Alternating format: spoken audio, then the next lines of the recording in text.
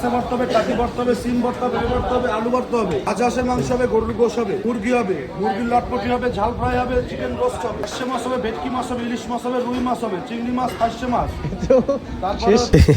আসলে এত খাবার আমরা খাবো না। আসসালামু আলাইকুম সবাইকে, আশা করি সবাই অনেক ভালো আছেন। আলহামদুলিল্লাহ আমরাও ভালো আছি।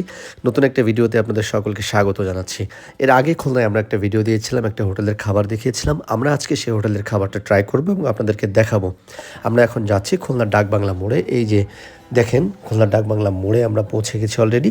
এটি হচ্ছে খুলনার সেই বিখ্যাত লাভলি হোটেল। তো চলেন ভিতরে যাই এবং খাবারটা ট্রাই করি। তো সবচেয়ে সুস্বাদু যে খাবার যেটা সবচেয়ে বেশি চলে আমরা সেটা আজকে ট্রাই করবো এবং আপনাদেরকেও দেখাবো।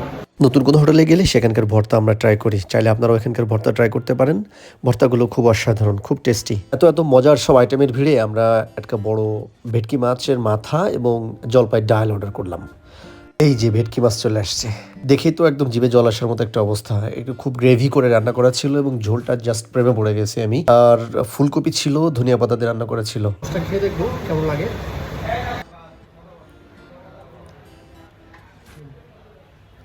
এটা একটা আলাদা স্বাদ আছে এবং সাধারণত একটা জিনিস আপনারা খেয়াল করে দেখবেন, কাঁচা মাছ রান্না করলে মাছের মধ্যে এক ধরনের গন্ধ থাকে, কিন্তু এই মাছটা এমনভাবে রান্না করা হয়েছে মাছের মধ্যে কিন্তু আপনি ইসের গন্ধ পাবেন না, মশলার গন্ধ পাবেন, এবং এটা যে কোনো তরকারির জন্য কিন্তু খুব গুড সাইন।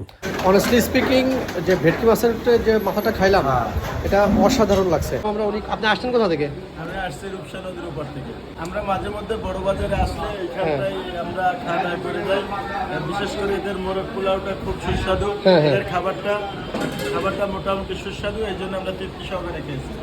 সবাইকে অসংখ্য ধন্যবাদ, ভালো থাকবেন, আসসালামু আলাইকুম।